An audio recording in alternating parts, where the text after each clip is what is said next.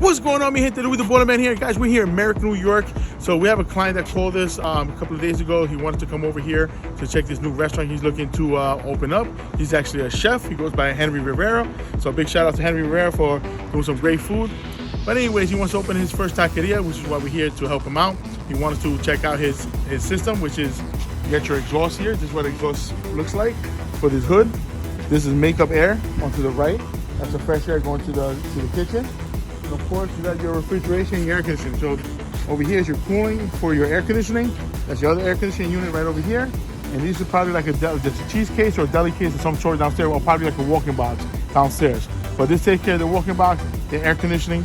So guys, when you're opening a restaurant, you want a professional to come over and take a look and check and make sure everything's working okay. I would advise you that, because there's a lot of people that are homeowners and business owners, but specifically say homeowners. They got this Mickey Mouse inspector that doesn't know shit or takes a test, and all of a sudden he's a professional. If you need somebody to check out the roof, you check out the roof with a professional roofer.